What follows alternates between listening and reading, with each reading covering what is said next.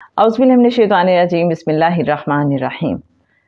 अल्लाहुम्मा सल्लि अला सय्यिदिना व मौलाना मुहम्मदिन मअदिनिल जूदि वल करम व अला आलिहि व बारिक वसल्लिम।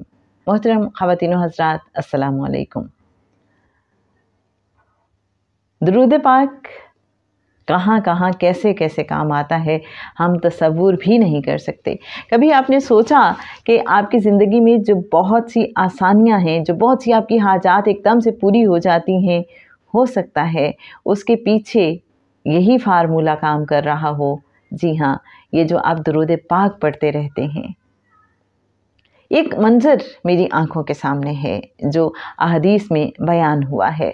हज़रत अब्दुल्ला बिन उमर रज़ी अल्लाह ताला अन्हो बयान करते हैं कि क़यामत के दिन हज़रत आदम अलैहिस्सलाम अर्श के करीब एक वसी मैदान में ठहरे हुए होंगे।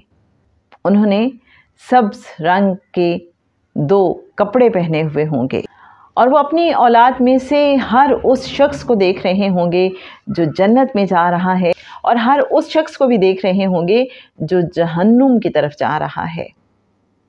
ऐसे में अचानक वो देखेंगे कि एक शख्स है जो करीम आका सल्लल्लाहु अलैहि वसल्लम की उम्मत में से है और फरिश्ते उसे जहन्नुम की तरफ ले जा रहे हैं।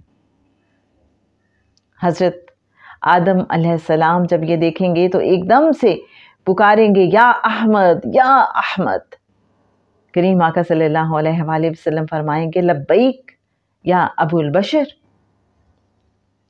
हज़रत आदम अलैहिस्सलाम उस शख्स के बारे में बताएंगे कि ये जो शख्स है इसे जहन्नुम की तरफ फरिश्ते लेके जा रहे हैं। आप सल्लल्लाहु अलैहि वसल्लम उन फरिश्तों की तरफ जाएंगे तो वो फरिश्ते कहेंगे कि हम तो अपने अल्लाह के फरमान की ताबेदारी करते हैं और हम वही करते हैं जो अल्लाह हमें हुक्म देता है, हम वही हुक्म बजा लाते हैं। तब आप सल्लल्लाहु अलैहि वसल्लम अपनी रीश मुबारक अपने बाएं हाथ से पकड़ेंगे और अल्लाह के अर्श की तरफ देखेंगे और अल्लाह से कहेंगे, ए अल्लाह, क्या तूने मुझसे वादा नहीं किया था कि तू मेरी उम्मत के मामले में मुझे रुसवा नहीं करेगा? मेरे अच्छे नाज़रीन, जब मैं ये मंजर सोचती हूँ तो वो जो आका सल्लल्लाहु अलैहि वसल्लम के साथ एक मान है और उम्मत के लिए जो कंसर्न है वो कितना वाज़े तौर पे नज़र आता है।